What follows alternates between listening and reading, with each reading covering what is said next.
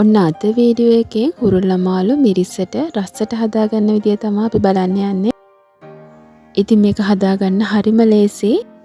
හුරුල්ල මාළු විතරක් නෙමේ සාලියෝ මාළු, ඒ වගේම හාල් මැස්ස ඕනම පොඩි මාළු වර්ගයක් මේ විදිහටම ඔයාලට හදලා ගන්න පුළුවන්. හරිම රසයි. ඉතින් අපි ඉක්මනින්ම යමු මේක හදාගත්ත විදිය බලන්න. මුලින්ම මම මේ විදිහට මැටි ඇතලියක් ලිපට තියලා ඒක රත් වෙනකොට තෙල් ටිකක් එකතු කරගන්නවා. අවශ්‍ය අමුද්‍රව්‍ය සහ ප්‍රමාණයන් ඩිස්ක්‍රිප්ෂන් බොක්ස් එකේ දාලා තියෙනවා. එතනින් බලන්න පුළුවන්. පොල් තෙල් ටික රත් වුනහම මුලින්ම සුදු ලුණු ටික දාගන්නවා. ඊට පස්සේ ඒත් එක්කම රම්පේ කරපිංච අමු මිරිස් ටිකත් එකතු කරගමු. ඊළඟට කපාගත්ත බීලුණු ටිකක් එකතු කරගමු. ඊට පස්සේ අපි මේ දාගත්ත ටික ටිකක් ටෙම්පරාදු කරගන්න ඕන. ඒත් එක්කම මම ගොරක කැලි ටිකක් එකතු කරගන්නවා. ගොරක කැලි 5-6ක් විතර මම එකතු කරගත්තා. මොකද මේ පොඩි මාළු මිරිසට වෙනකොට මේ විදිහට ගොරක ටිකක් වැඩි ප්‍රදාගත්තාම හරිම රසයි. ඒත් එක්කම තලාගත්තේ නැසල් කරාබු නැටි, ඒ වගේම කුරුඳු පුතු කෑල්ලකුත් එකතු කරගත්තා. දැන් මේ එකතු කරගන්නේ පහේ ටික.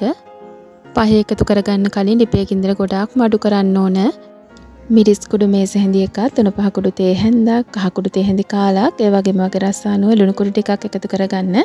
එකතු කරා මේ විදිහට හොඳින් කවලම් කරගන්න.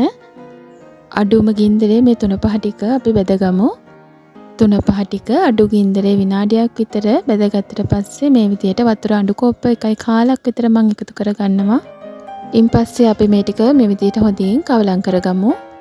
මේ විදිහට අපි හදාගත්ත පහේ හොද්ද නටාගෙන එනකොට ලුණු, ගම්මිරිස්, මිරිස් කුඩු ටිකක් දාලා සීසන් කරගත්ත අපේ හුරුලා මාළු ටික මේ විදිහට පරිස්සමින් ඇතලියට දාගමු.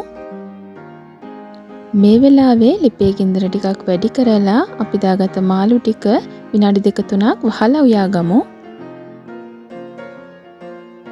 මේ දැන් ඔයාට පේන්නේ අපේ මාළු එකතු කරගෙන විනාඩි 4කට විතර පස්සේ.